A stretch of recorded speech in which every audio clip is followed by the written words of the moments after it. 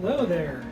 Just enjoying a nice Cholera Mia from Mexico. A coworker of mine gave it to me. It's got a really nice sense of raspberry and chocolate. It's a fantastic coffee. I'm really glad that I got some. So today we're going to talk about a couple books. This is kind of the first time where my books and conversation didn't work out as I planned, but I think that's okay. So we're going to talk about Everything is Tuberculosis, a book written by John Green and published earlier this year. This book focuses on an interesting approach to storytelling around a non-fiction topic because John Green weaves the story of a TB patient in Henry throughout the entire book, while telling about the history of the drug, the history of treatment, the history of the frauds around it. So it's pretty interesting, the way that he tells the story. And then the second book we're going to talk about is Love in the Time of Cholera, which is a book written by Gabriel Garcia Marquez, published in 1985. And this book is about various understandings of passion, love, relationships, and cholera, although not as much as you would think, because of what happens pretty early on in the story. I did pick the latter book because it did have cholera in the name. I mean, during the COVID pandemic, there was a lot of kind of plays on it with Love in the Time of COVID and things like that. But I was really more interested in seeing how the cholera portion of it would actually play into. I think that while there is still some truth to that, this book is a lot more complicated than just about cholera, especially since cholera in Spanish the book was originally written in Spanish, so cholera in Spanish is similar to choleric in English, which is passionate. And so you could read the name as Love in the Time of Passion, or as much of a study on the impact of the actual disease as passion and a presumption of passion on people in general, whether they're in love or passionate about it. I'll start with how these two books work well together, and then kind of talk about how the conversation portion kind of falls apart. So Everything is TB starts with Green's introduction to the disease itself. I think this is a really fair place to start because a lot of people don't really know what tuberculosis is or who has tuberculosis or how much of a threat it really is. I mean, we've heard about it for a really long time. And there'll be cases where somebody will be on a plane and there'll be a notice go out and said, hey, somebody was on the plane with TB. Everybody needs to get checked for it. Generally, and this Green, I think, would agree with this, is that we really don't consider it a disease to worry about in the United States. So whenever we find out that it's a really critical disease in another part of the world, it can be a bit of a shock. So I think it's good that he started with that. And he talks about this hospital called LACA in Sierra Leone that he visits, that if you go to LACA, you're basically going to be dead or going to die. It's where the worst cases of TB and where the drug-resistant TB cases go. He went there with Partners in Health, which if you watch the Vlog Brothers at all, they do a number of fundraisers every year to raise money for Partners in Health and to try and improve general health in Sierra Leone, which I think is a really noble thing to do. I personally like donating to Doctors Without Borders, which kind of helps in the same sort of spaces. But I don't think there's anything wrong with donating to either. So Green goes on to explain the history of vaccines and discovery of germ theory in Europe, and kind of the the back and forth between Germany and France for discovery and solutions. Germany would generally propose a theory, it would be validated, and then France, they would have scientists that would go on and fix the problem. Like in milk, Germans discovered what made people sick from it, but it was Louis Pasteur in France who figured out how to pasteurize it, and since it's why it's called pasteurization, to heat up the milk enough just to kill those bacteria to keep people safe. Which, now in the U.S., RFK Jr. is all about tearing all those things down. It's kind of crazy. And in Love in the Time of Cholera, there is an interesting comparison because the main character, Juvenal Urbino, is a doctor who went and studied in France during the time period where, because Love in the Time of Cholera takes place at from the end of the 1800s to the beginning of the 1900s, like 1890s to 1930s or something like that, is what I saw on Wikipedia, because it wasn't clear from the book, but it kind of felt like that time considering the technology that was available and where things were in terms of understanding diseases. So while Urbino is in France, he learns about germ theory. He learns about proper sanitation. He learns about how to make sure that diseases like cholera do not spread. It really is an important thing that he brings back to this society. And I think Love in the Time of Cholera does some interesting things with the way that the book is written. It's written in a non-chronological order. Well, really, it's kind of like the end is put at the beginning, and you get a certain perspective of these characters. And some of it's because some of the characters are a bit of unreliable narrators themselves.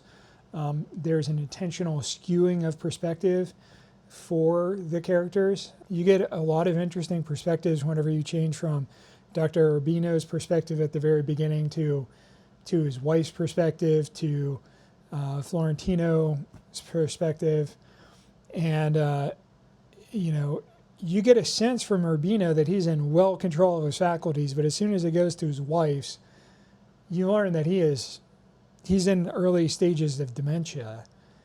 It's not called that, but it certainly seems like he's in dementia or Alzheimer's or something like that. Because his memory's not completely there, and it comes and goes, and he has fits of rage and so on. Urbino solves the cholera issue almost immediately. So there's an outbreak of cholera, and he's already been proposing things that they should do, like cover sewers, and they should wash hands and do certain sanitary things that are kind of common sense now, but they weren't then. Everything was open drained, and you just dump your night soil into this open drain, and it gets washed away by the rain. And instead, he proposes that they cap the sewers and be more intentional about what they do with the water, and make sure that the drainage doesn't go into their water supply and things like that. He comes back from France. There's a small outbreak, and then he proposes all these changes. And after only a small handful of people die, they implement all the changes that he recommends, and the problem is gone from the city. And he's treated as a hero of the Republic for this, not just his city, which you don't really know who the Republic is. You don't know what city is. But I think that it's an interesting way of telling a story about how this could be anywhere in the global South. And a doctor could have done the same thing if they would have been privileged enough to go and study in France and bring it back. That's generally a cautionary thing that we in the global North need to pay attention to, because we've solved these problems and we're not doing a good job sharing this information with the rest of the world. I think that it's also a cautionary tale within any country, because the Republic did not do a good job of taking the winds from this unnamed city, and spreading it to the rest of the country. Because cholera is a disease the whole way around. It's an epidemic all around this one island of cleanliness. And it's kind of an interesting thing that happens. So, and I think it's important that I call it that tuberculosis and cholera are wildly different diseases. And TB is a disease that impacts breathing and respiratory systems. Cholera is somewhat digestive. It results in diarrhea and inability to drink, and you die of dehydration and things like that. TB itself is a slow-changing disease, which John Green goes into explaining why it's a slow-changing, how it's a slow-spreading disease, and it doesn't always impact everybody immediately. Cholera is, if you get cholera, you have symptoms of it. Whereas TB, it can be inactive in your body for decades, and you can never even know that you have it, which makes it a kind of a silent killer at some points and makes it a challenging disease to manage. TB is treatable. It has been treatable in the U.S. since the early 1900s, and it is basically gone in the United States. I mean, if you watch a movie like Tombstone, Val Kilmer's character, Doc Holliday, he has TB in that. So that's, if you want to understand what that is, I would recommend watching that because it's a pretty good representation of what tuberculosis is. Not me. I'm in my prime. And also the impact on beauty standards. So while his character is obviously a man, women with the disease were highly considered beautiful because of the blush of their cheeks and the red of their lips. And that's why we have blush and lipstick today. And for a long time, the thinness of TB, it was called consumption because it would consume your body. And you were never able to consume enough food. Part of the issue with the treatment for TB is that you need a lot of food. So food is a critical portion of both preventative measures and treatment of tuberculosis. And because if you get into a food crisis and you become you have malnutrition, you are more likely to convert that TB from a passive part of your body into an active disease. And then, of course, you need to be able to eat a lot whenever you're being treated. So it's a double whammy for the poor because you're more likely to have it in the global south, and then you're also more likely to contract it, the infectious kind or the active TB, because you're poor, and then you can't afford treatment, and then whenever you are on treatment, you can't afford food because you need access food to, and so it's a vicious cycle, and poverty leads to more poverty and more death. One of the things that I found interesting in both of these books is that caring and loving for other people is kind of a through line through these books. And I think they represent it in very different ways. John Green becomes a father figure to Henry. Henry's father abandons him whenever he learns that he has TB because there's the taboo of TB in Sierra Leone. Henry's mother does not, and I think that's part of the reason why Henry actually survives. He makes some good friends. He's a very caring person to other patients in LACA. I think that it really does help. That care, knowing that you matter to people, really does help with surviving diseases. The through line of love and love in the time of cholera is very different, though. I think that there is a clear love with Juvenal Urbino and Farmina Daza, his wife, the main woman that's of the story revolves around. I think in their story, it's painted realistically. They care very deeply about each other, but it doesn't always have a high degree of passion. And I think that that is true in every marriage. Passion ebbs and flows. Part of it is that this passion is a bit of a dichotomy between Florentino Arizo and Juvenal Urbino, and in their relation with Fermina Daza. I know I just tossed a bunch of different names at it, but Florentino is someone who is passionately in love and is all about his passions, and Urbino is more about managing his passions and trying to show care through the community through his works rather than his kind of like intense interpersonal moments.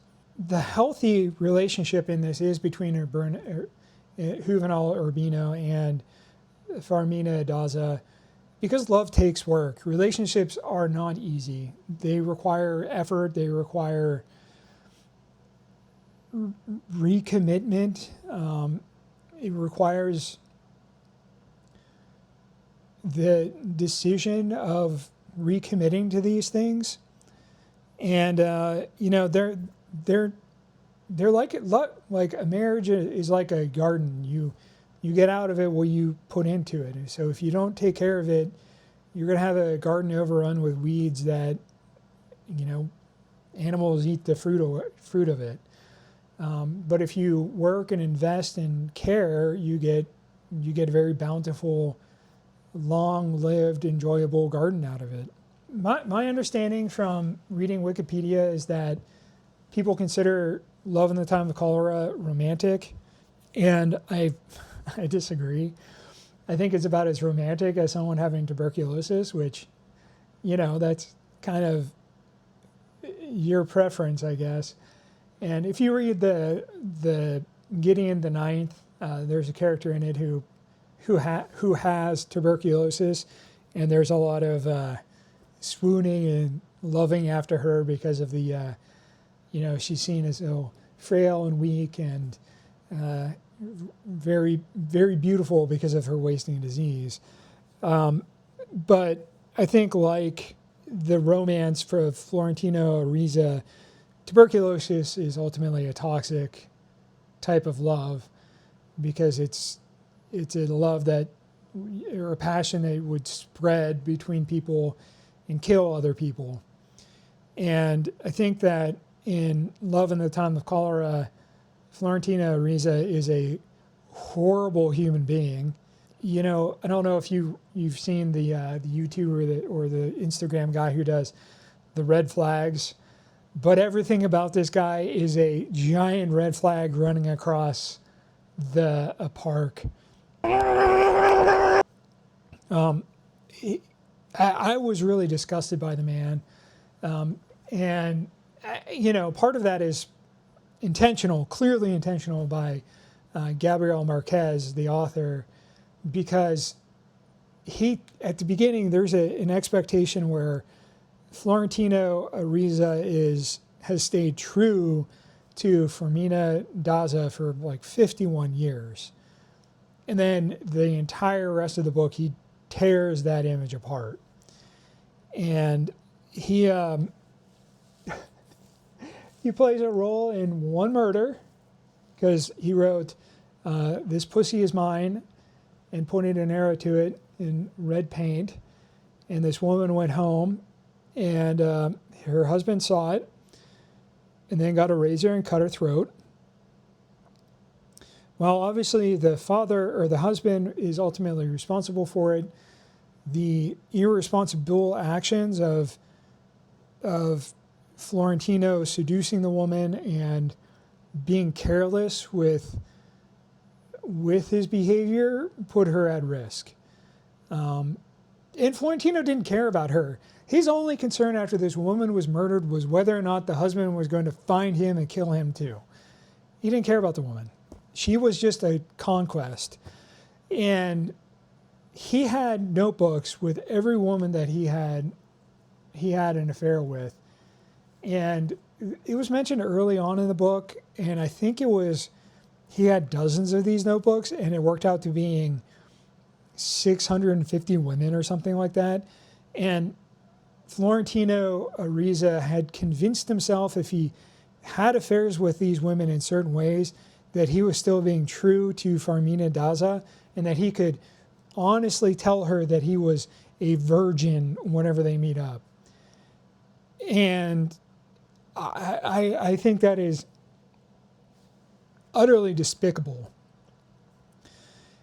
His affairs resulted in multiple divorces. They resulted in multiple suicides. He also stalked Farmina Daza and throughout the 51 years, and because he was hoping that she would divorce her husband, because there was a time whenever she just kind of disappeared for 2 years, and so he continually stalked the house that she lived in, wondering where she was. Which is interesting because at the beginning of the book it was kind of implied that they hadn't really seen each other much, but it was certainly more of a one-sided thing where Florentino was constantly finding and seeing Farmina Daza, but didn't always make it clear that Farmina Daza saw Florentino Arizo. Towards the end, as he was getting older, he groomed a young relative of his, a niece, who was a girl whenever they met, and he groomed her and took her to his secret love shack where people thought he was having sex with men, but he was having affairs with women. He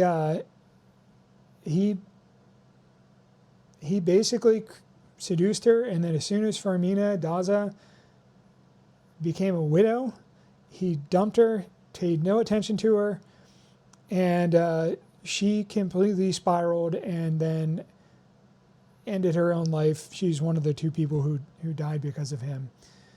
And he utterly destroyed that girl's life, and he did not care a bit about that until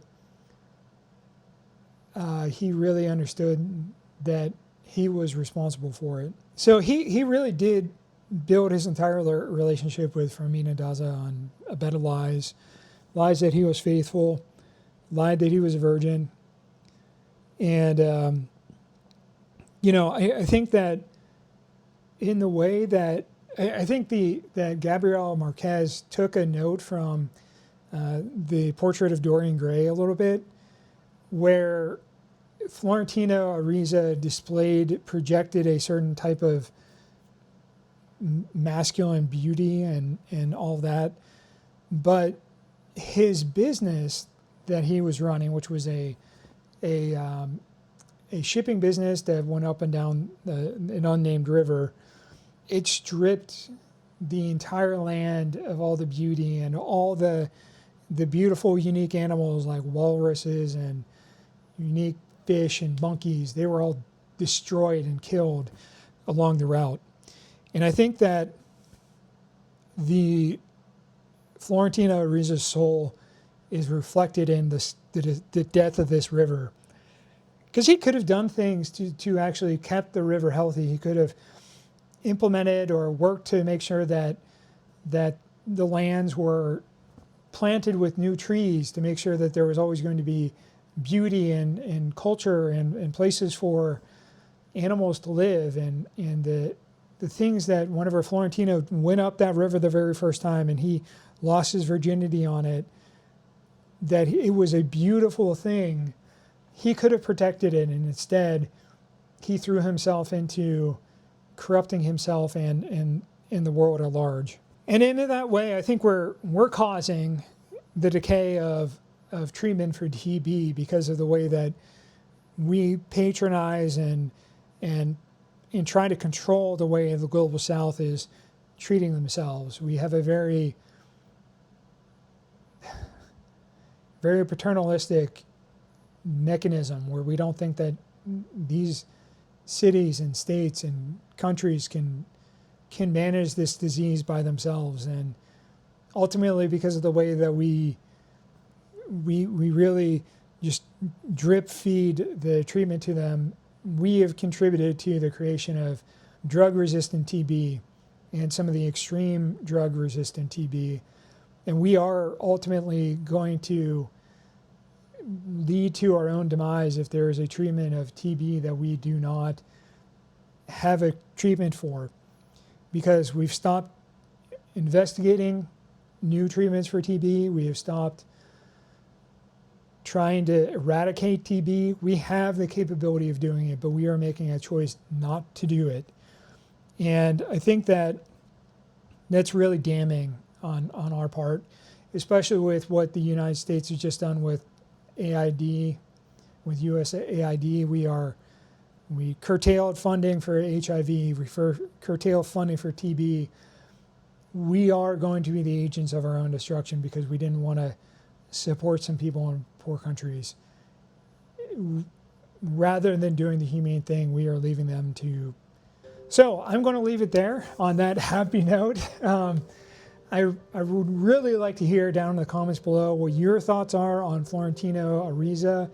If you think that he was a monster, if you think it was romantic. Otherwise, you can just leave emoji about what you think we should do for TB patients around the world. And I would really appreciate a like, comment, subscribe. It's the only way that my channel will grow. Thank you so much for watching. I really appreciate your time, and I hope you have a good one.